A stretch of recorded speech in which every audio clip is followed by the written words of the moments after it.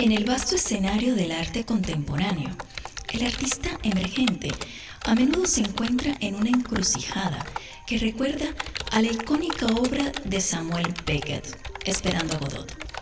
Al igual que los personajes de Beckett, los artistas emergentes se hallan en una suerte de limbo, una espera perpetua de reconocimiento y validación por parte de un sistema del arte que parece inalcanzable. Esta analogía no es casual. Tanto en la obra de Beckett como en la realidad del artista emergente, la espera se convierte en una metáfora de la existencia misma, un estado en el que la esperanza y la frustración coexisten en un delicado equilibrio.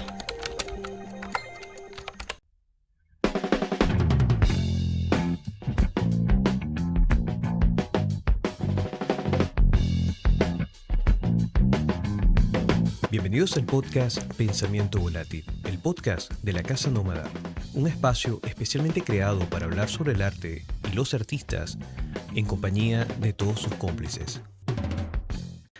A lo largo de los episodios anteriores, en este podcast, hemos intentado construir un mapa, al menos una cartografía posible, una cartografía que piensa el artista contemporáneo no como una figura aislada, sino como un agente sensible, situado, complejo, que se encuentra atravesado por condiciones materiales, pero también se encuentra atravesado por condiciones simbólicas y políticas. En este trayecto nos hemos preguntado ¿qué es una obra de arte? No para definirla como un objeto ni reducirla a un resultado, sino más bien para entenderla como un enunciado y una enunciación al mismo tiempo, para poder asumirla como un cuerpo parlante. Esa pregunta nos llevó, inevitablemente, a pensar el lugar del artista no solo como un creador, sino como un sujeto que se encuentra políticamente situado, un sujeto que habla desde una posición en el campo del arte, un sujeto que opera desde coordenadas históricas, que opera desde coordenadas sociales, incluso desde coordenadas afectivas.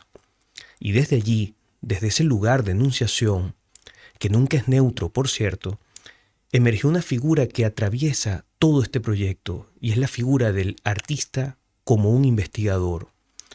El artista como alguien que no solo produce formas, sino que construye sentido. Un artista que articula pensamiento y que interroga el presente. Y sobre todo lo hace desde una práctica específica, una práctica situada, desde un accionar persistente. Ahora bien, este episodio de hoy es una estación más de ese recorrido, pero lo va a hacer desde otro registro. Lo haremos a partir de la analogía como estrategia.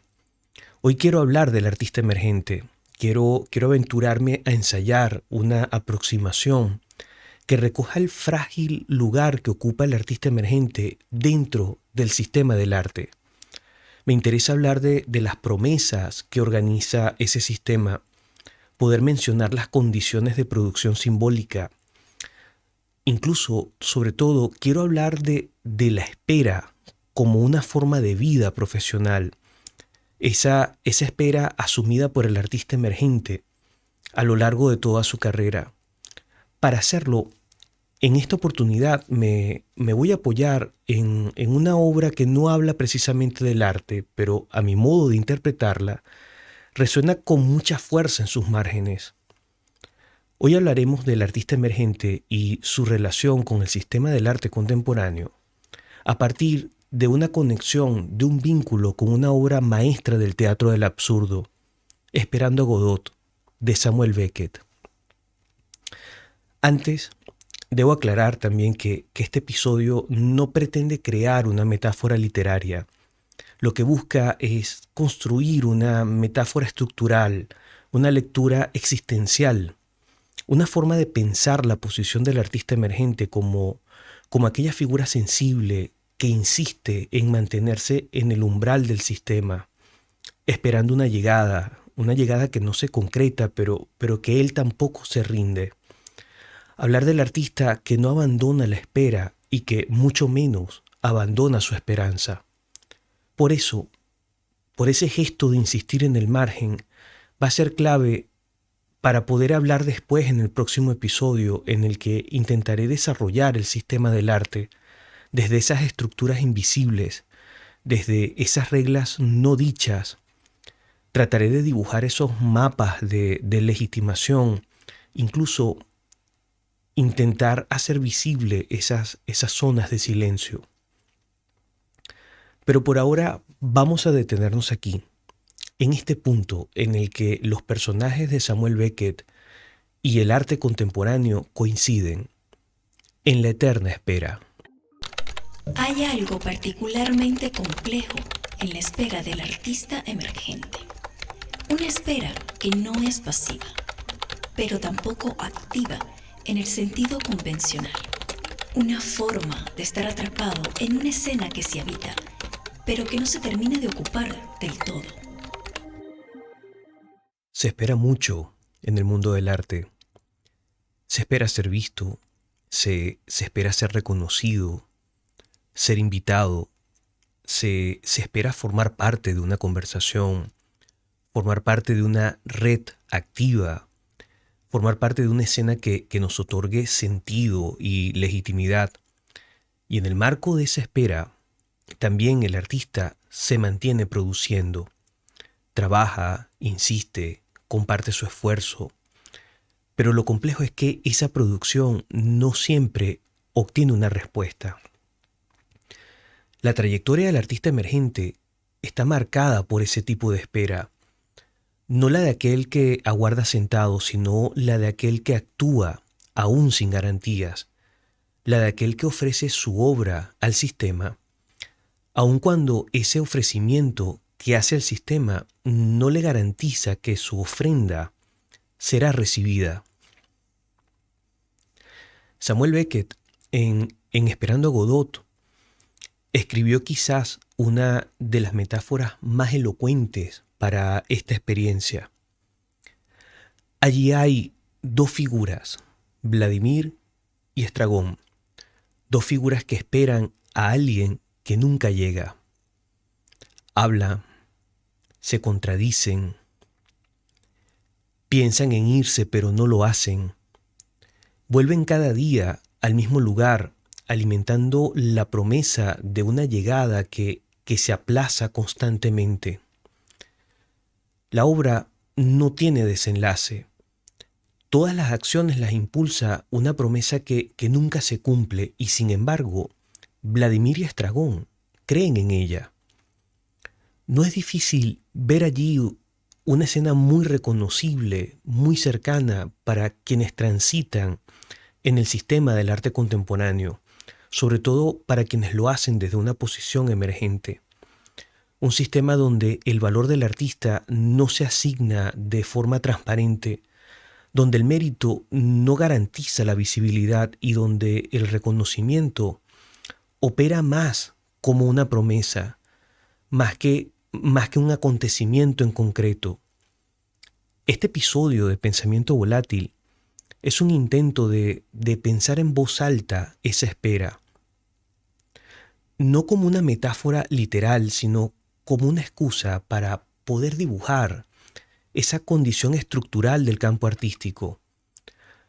Me interesa examinar cómo se produce subjetividad desde esa suspensión, cómo se configura una práctica que debe afirmarse en el presente, mientras todo lo que da sentido parece proyectado siempre a una forma de futuro incierto. Quiero que intentemos pensar al artista emergente desde la dramaturgia del absurdo, que intentemos verlo desde esa escena donde nunca cambia, pero todo ocurre, donde el tiempo no avanza, pero tampoco se detiene, donde el cuerpo y la palabra y el gesto siempre están insistiendo, incluso cuando no hay un eco de vuelta.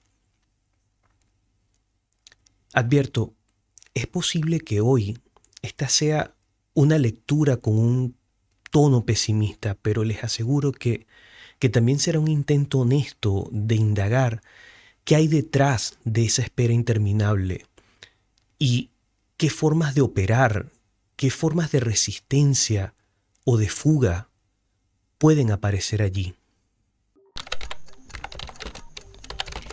¿Qué forma de subjetividad se construye en una espera sin horizonte claro?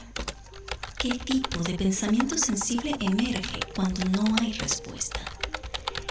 ¿Qué sostiene la práctica artística cuando el reconocimiento no llega, pero tampoco desaparece del todo la esperanza? Antes de entrar en el tema del artista contemporáneo, quiero que repasemos la obra de teatro que hoy nos convoca. Samuel Beckett escribió una obra de teatro donde no pasa nada y sin embargo todo ocurre. Una obra sin acción resolutiva, sin progresión dramática, sin desenlace. Hay dos cuerpos, Vladimir y Estragón. Dos personajes que vuelven una y otra vez al mismo lugar con la esperanza de que algo suceda.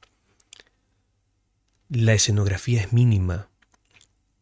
Un árbol seco, un camino, un banco. El tiempo siempre es incierto. La estructura es repetitiva. El lenguaje siempre es circular. Ellos hablan, se contradicen. Piensan en irse, pero no lo hacen. Repiten gestos, pequeñas acciones, frases que parecen no tener un destino.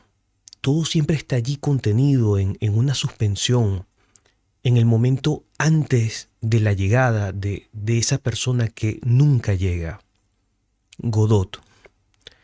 Godot es el esperado por Vladimir Estragón, es el que nunca aparece. Y sin embargo, esa ausencia es la que organiza todo lo que a ellos les pasa. Los personajes no esperan a alguien que conocen.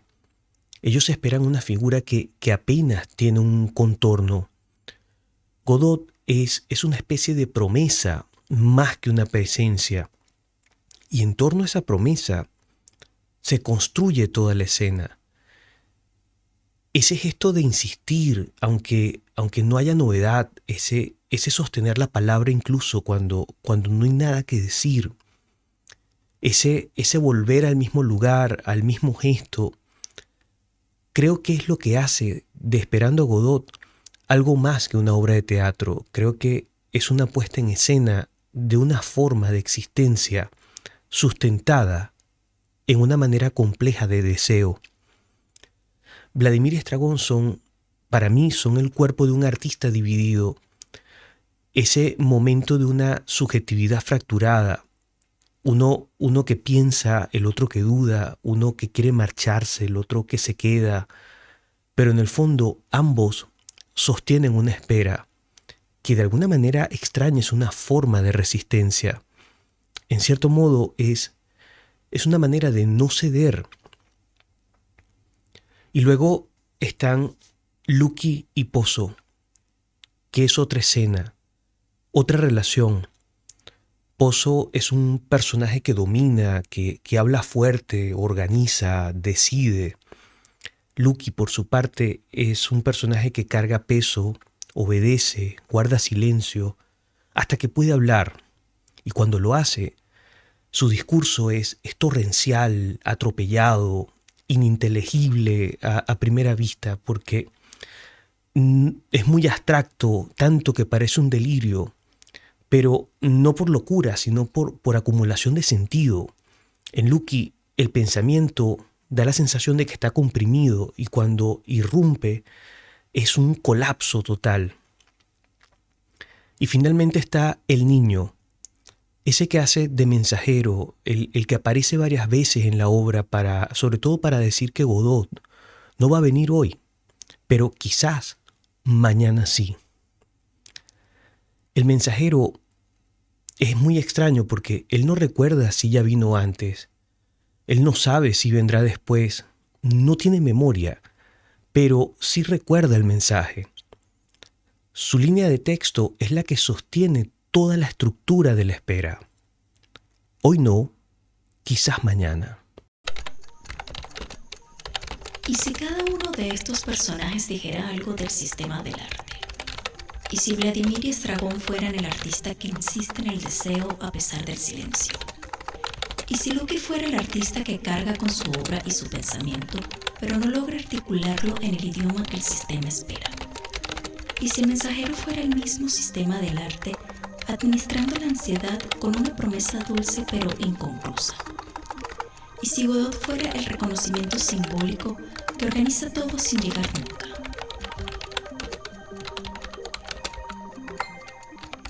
Ya vamos entrando en materia. Esperar no es lo mismo que detenerse.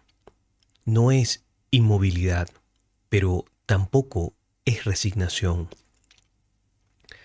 Esperar en ciertas condiciones es una forma de actuar, un actuar aún sin garantías, una manera de sostenerse en el tiempo, incluso cuando no hay una confirmación del sentido de esperar. Allí podemos decir que esperar es una práctica que se construye en el intersticio entre el deseo y una ausencia de respuesta. En Esperando a Godot, esa espera no es una condición dramática, es más bien una forma de vida. Vladimir y Estragón no esperan a alguien en particular, ellos esperan a alguien que los saque de ese estado, esperan a una figura que no tiene rostro, que no se presenta, pero que ha prometido venir. Esa promesa, aunque es vaga y nunca ratificada, para ellos es suficiente para poder organizar sus días. Y entonces vuelven, se repiten, ocupan el mismo lugar, habitan las mismas dudas, no porque crean que ocurrirá algo distinto, sino porque realmente no pueden permitirse el no hacerlo.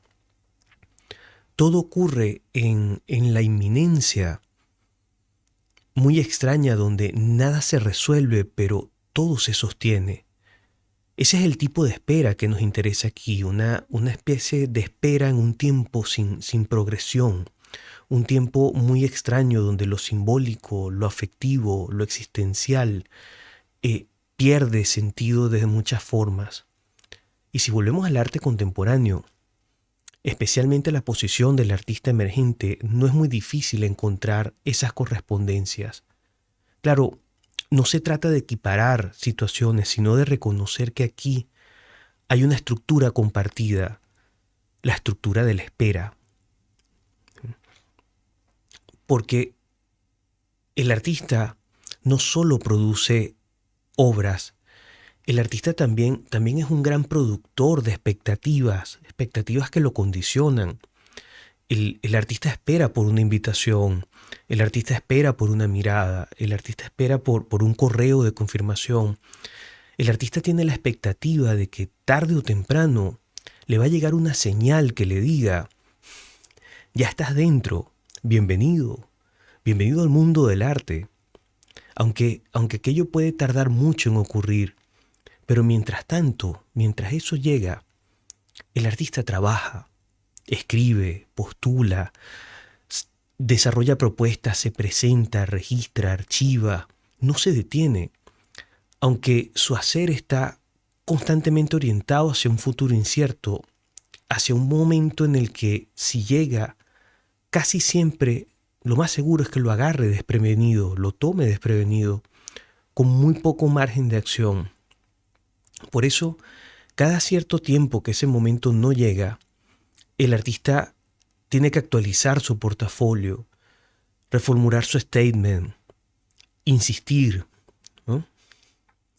Aquí la lógica es repetitiva porque las escenas se parecen. El sentido de todo realmente parece postergado. Lo que Beckett pone en escena como una repetición absurda en el arte contemporáneo se transforma en el sistema de funcionamiento simbólico, en la forma de operar. Aquí la promesa de visibilidad, de validación, de pertenencia, no es un elemento externo, es más bien lo que estructura el campo del artista. Y el artista, en lugar de rechazarla, la encarna. No porque crea en ella ingenuamente, sino porque realmente él no tiene muchas alternativas. ¿Qué forma toma el deseo cuando está atrapado en una estructura que no responde? ¿Qué sostiene una práctica cuando no hay confirmación? Y si la espera no fuera una pausa, sino una manera de pensar, de resistir, de estar en el mundo del arte. ¿Cuántas veces se puede decir aquí estoy sin obtener una respuesta? ¿Cuántas veces se puede repetir un gesto sin saber si ha sido visto, leído o interpretado?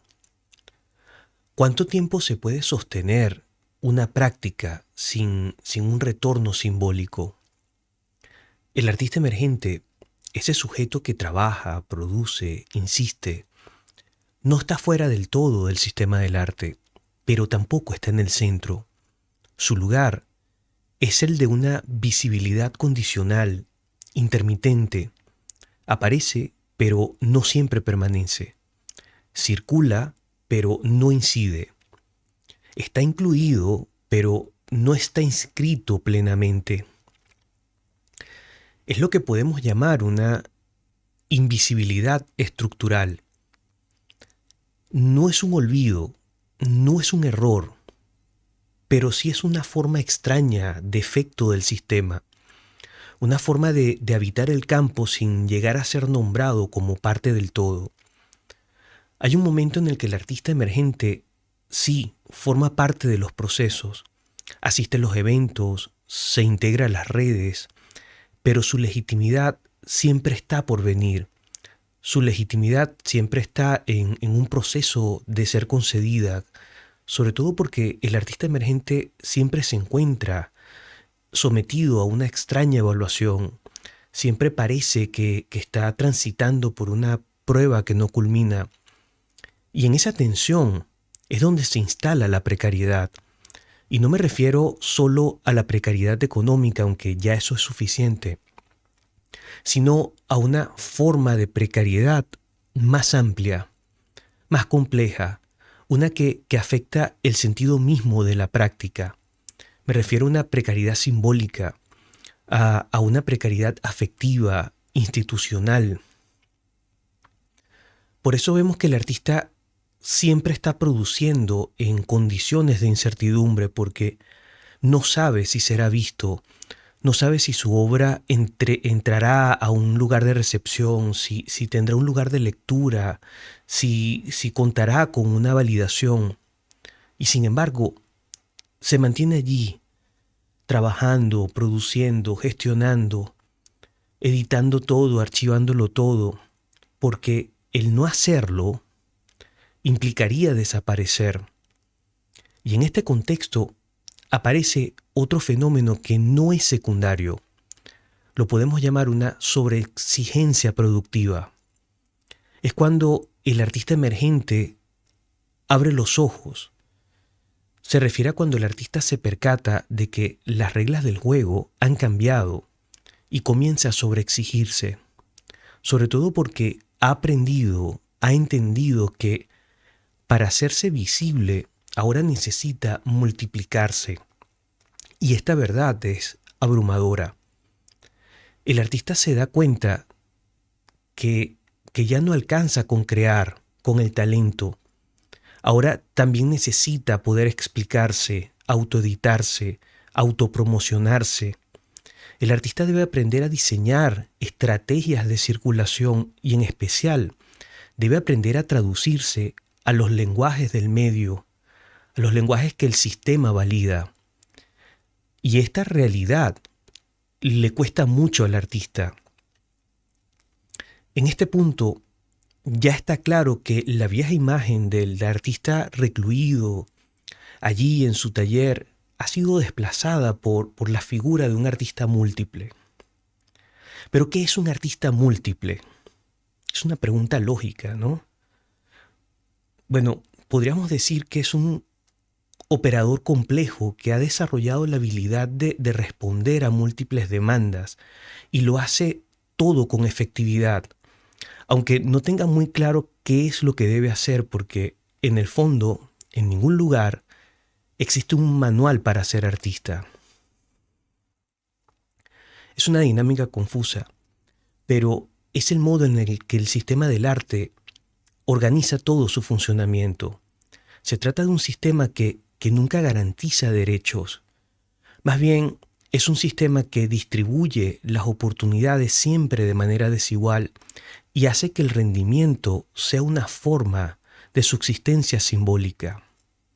Por eso, desde este panorama, la sobreexigencia es un acto coherente, es una estrategia, una forma de permanecer, una forma de resistir, una forma que tiene el artista de no quedar fuera del juego. Aunque claro, toda esa resistencia tiene un costo. Es un costo que paga el cuerpo, que paga el ánimo, que paga el deseo, lo paga la calidad del pensamiento, lo paga la posibilidad de equivocarse de vez en cuando.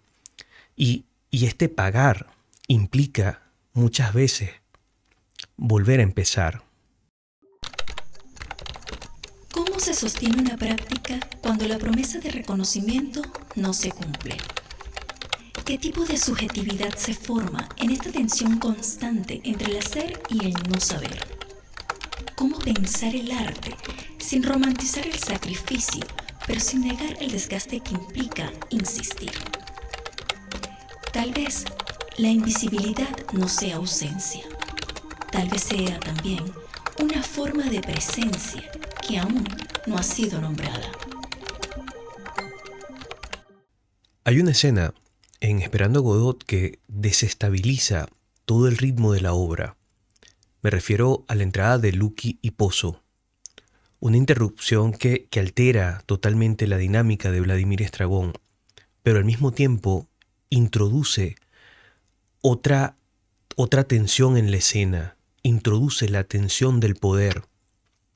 Pozo es un personaje que habla fuerte, que organiza la escena con su sola presencia, la domina.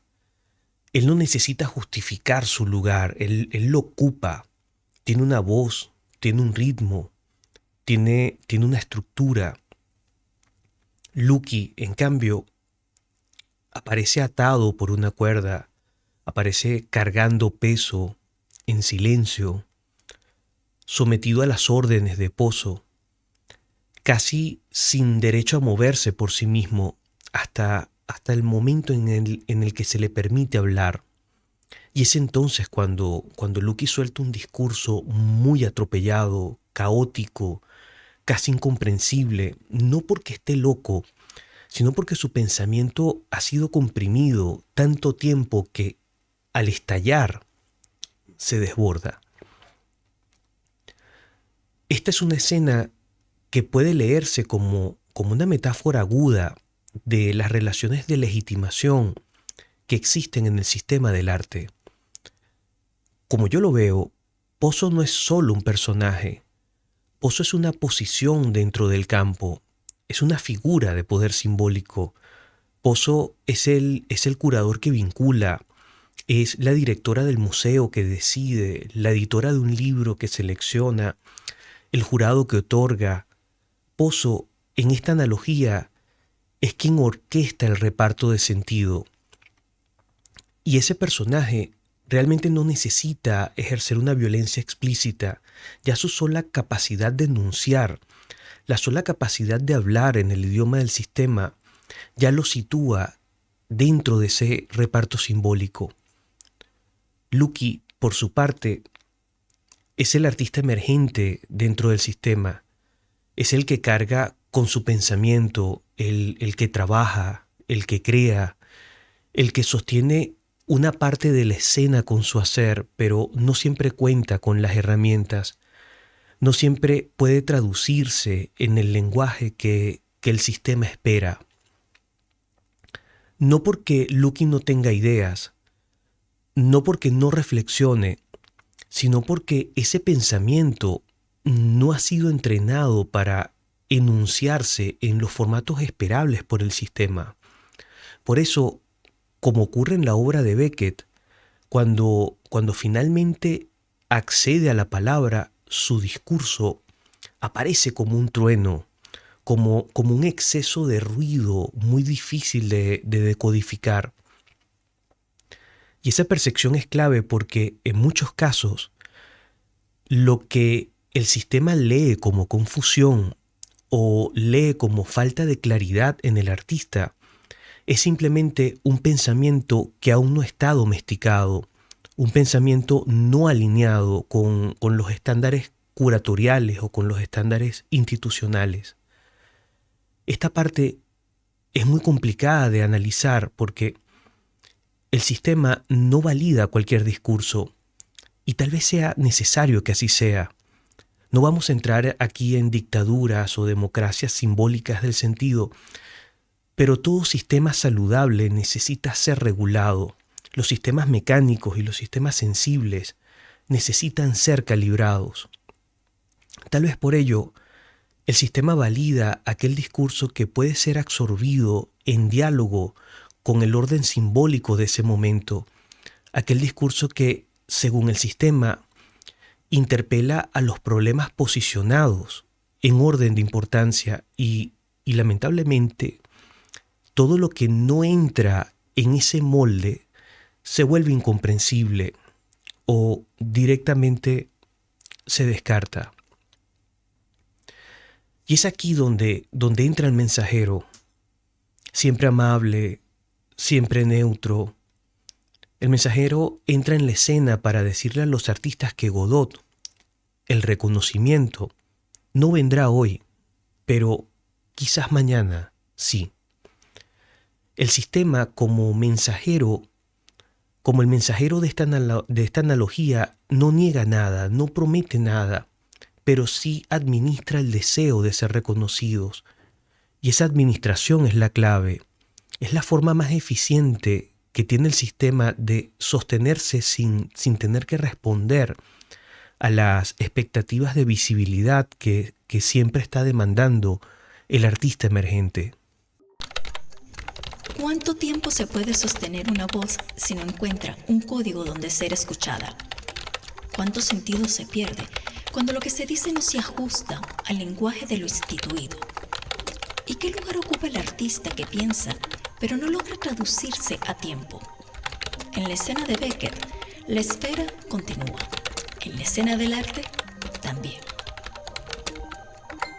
El sistema del arte no es un espacio neutral. Lo veremos en detalle en el próximo episodio, pero el sistema del arte no es una comunidad espontánea de sensibilidad, ni mucho menos un entorno puro de validación estética. El sistema del arte es, ante todo, un campo estructurado, un campo de relaciones simbólicas de poder. Y si queremos pensar con claridad la posición del artista emergente dentro de este campo, necesitamos herramientas que nos permitan desnaturalizar la escena, que nos permitan descomponerla y leerla sin inocencias o prejuicios, que nos permitan nombrar sus reglas, comprender sus lógicas, entender que aquello que se presenta como normal en realidad produce desigualdad y sobre todo lo hace como una forma de funcionamiento. Pierre Bourdieu lo sugiere con mucha precisión cuando comenta que el arte no se organiza por méritos objetivos, sino por el acceso diferencial a distintas formas de capital, capital económico, capital cultural, capital social y el capital simbólico. Y ese capital simbólico, el más invisible de todos, es el que determina quién puede ser escuchado, quién puede ser exhibido, quién es considerado legítimo. Y desde esta lectura, el artista emergente no conquista nunca una tierra firme dentro del sistema, más bien está allí en una posición secundaria, en una posición temporal en la jerarquía simbólica del campo, una posición donde el capital acumulado aún no le alcanza para garantizar su inscripción, su entrada al sistema, Por eso el artista está obligado a esperar, aunque esta condición de la espera, como ya dijimos, no sea una inacción, sino más bien sea una forma de estar presente. Cada vez que el mensajero llega, el sistema del arte, y dice su hoy no, quizás mañana, no solo posterga el reconocimiento, sino que también activa la competencia. Uno se pregunta, ¿por qué es así? No lo sé realmente. Como artista, yo me atrevo a decir que mi necesidad de producir supera claramente mi necesidad de reconocimiento, pero aquí cada artista contará con sus razones y cada artista otorga su porcentaje de importancia a cada proceso. Y con ello, cada artista diseñará su propio mapa de acción, un mapa de acción lógico que responda a su manera de entender el funcionamiento del sistema. Para ampliar esta lectura, podemos sumar la perspectiva de algunos autores en relación al sistema del arte o la perspectiva en relación a los tiempos que vivimos. Guy Debord, por ejemplo, seguramente muchos de ustedes ya lo han leído. En La sociedad del espectáculo, Debord propone una lectura de la cultura como un espectáculo, una lógica operativa donde no basta con crear, sino que hay que parecer.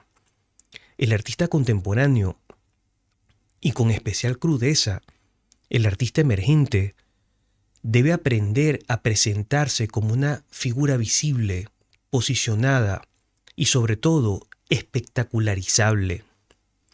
El artista debe aprender a construirse y aprender a presentarse a sí mismo como un acontecimiento. Aquí la visibilidad ya no es consecuencia del valor.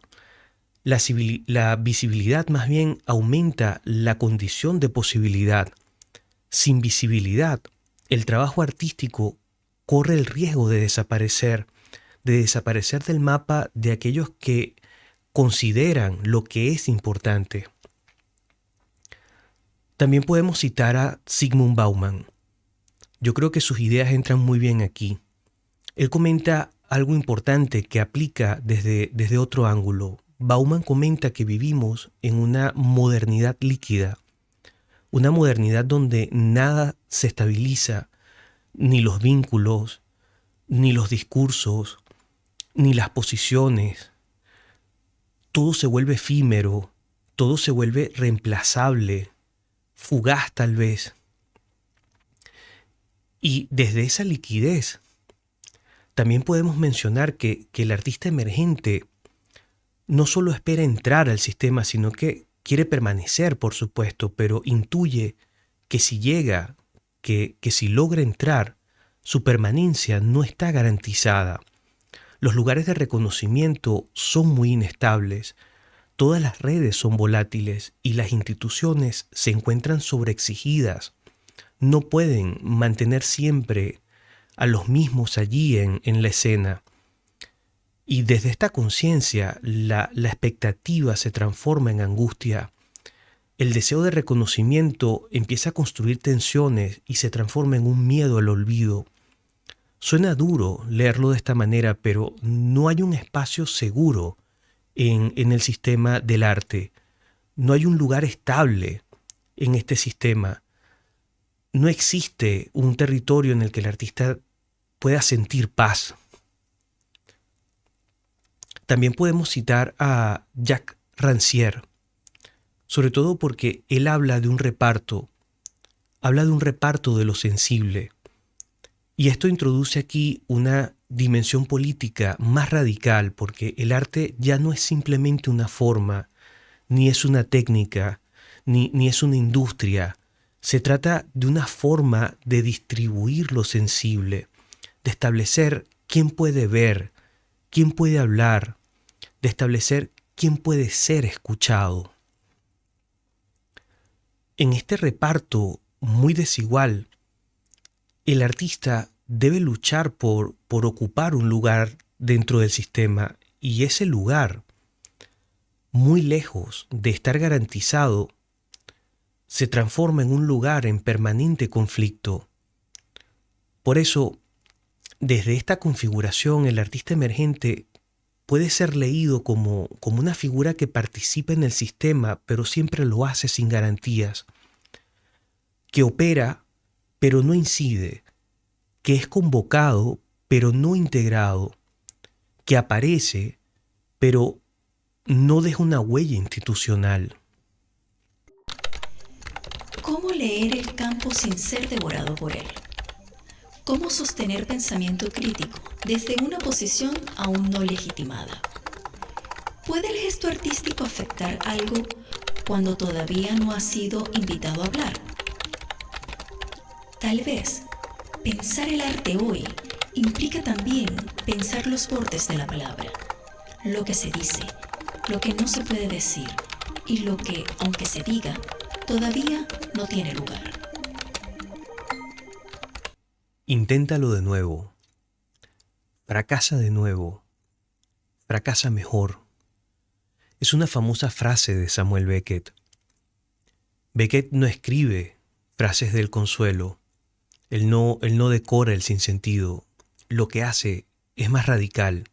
Él se queda ahí, donde el lenguaje se desmorona y aún sigue, donde la palabra no alcanza, pero no se abandona. Yo creo que por eso resuena tan profundamente con la experiencia del artista que siempre está allí, trabajando en los márgenes del sistema. Beckett pone en escena un cuerpo que se tambalea pero no cae. Sugiere un pensamiento que se agota pero tampoco cesa. Él dibuja una subjetividad que no será salvada, pero que a pesar de eso escoge repetirse a sí misma. Y es allí donde establezco la analogía, no como una metáfora literaria, sino como una correspondencia afectiva con el artista contemporáneo. Esta correspondencia se puede interpretar en cada obra que el artista produce, siempre con los mínimos recursos, en cada texto escrito sin saber si será leído, en cada exposición autogestionada, en cada formulario completado, en cada silencio institucional ante un correo. Todo esto puede leerse como un gesto beckettiano. Con todo esto no pretendo construir una épica de la resistencia ni de romantizar el desgaste. Se trata de reconocer que en el artista hay una ética y una fortaleza del hacer que se sostiene incluso cuando el sistema no le responde. ¿Qué pasa con ese artista que decide no jugar? Con ese que alega encontrarse al margen de toda esa dinámica de validación. ¿Qué pasa con el autodenominado artista antisistema? Una de las figuras más persistentes y más cómodas, aunque no lo parezca, en el imaginario artístico, es la del artista antisistema. Todos lo conocemos. Es ese que se proclama fuera de las lógicas institucionales, ese que asegura estar fuera del mercado, que asegura ser indiferente a la validación oficial. Esa figura que denuncia desde un supuesto afuera y reclama para sí una especie de pureza simbólica, una especie de autonomía ética. Pero esa figura hoy en día realmente ya no funciona en el sistema del arte, no funciona como figura crítica independiente. Más bien puede funcionar como una coartada, como un personaje a representar, una especie de traje útil basado en un mito. Y esto porque el arte contemporáneo realmente no ofrece un verdadero afuera. En realidad, todo está conectado. Las redes, los lenguajes, las estrategias. Nadie está realmente fuera del juego, ni siquiera aquellos que pretenden denunciar el sistema. De hecho, muchas veces, Los artistas que más critican el sistema generalmente mantienen una relación de dependencia muy cercana con el mismo sistema. Pierre Bourdieu entra muy bien aquí. Él decía que no jugar el juego es también una forma de jugar, y muchas veces es la forma más ingenua. No es una cita textual, pero él lo comenta cuando está explicando el hábitus en uno de sus textos. Desmarcarse simbólicamente del sistema no impide reproducir sus reglas. De hecho, a veces las reproduce con más fuerza, pero lo hace sin conciencia, sin estrategia, sin una lectura crítica real. El mito del artista antisistema impide ver la complejidad de las posiciones intermedias, impide entender la ambivalencia de los vínculos, la necesidad de operar desde adentro, pero hacerlo con inteligencia, hacerlo con herramientas, hacerlo con interlocución. Resistir no es salir del sistema. En realidad resistir es aprender a leerlo, aprender a habitarlo críticamente, aprender a reconocer su maquinaria para no ser devorado por ella. Es aprender a ser un engranaje más. Y en ese contexto, el artista emergente no es una víctima pasiva, es una figura activa, estratégica, muchas veces consciente de las reglas que está enfrentando, pero también es consciente de que está profundamente afectado por ellas. Por esto es necesario recordar que ser artista hoy es entender que no se trata solo de crear, es sostener una práctica en un entorno donde la validación simbólica es muy escasa, un entorno donde las promesas no se cumplen, donde el mensajero siempre llega con el mismo mensaje. Hoy no, quizás mañana. Y aún así, sin embargo, se insiste, no por ingenuidad, no por resignación, sino porque hay algo que no se puede abandonar del todo. Algo que sigue diciendo, este gesto, aunque no se ha visto, importa. Después de todo, quizás Godot no llegue, nunca llegue, pero la cuerda se rompe y el banco sigue allí y el artista aún espera. Y en esa espera piensa, crea, resiste. Y ya. Creo que con esto podemos dejarlo por hoy. Si llegaste hasta este punto, puedes suscribirte a este canal para que no te pierdas ninguno de estos episodios. Deja tus comentarios si algo de aquí ha resonado con fuerza en tu cabeza, si ha resonado con tu realidad como artista, para que no te pierdas ninguna entrega del podcast Pensamiento Volátil.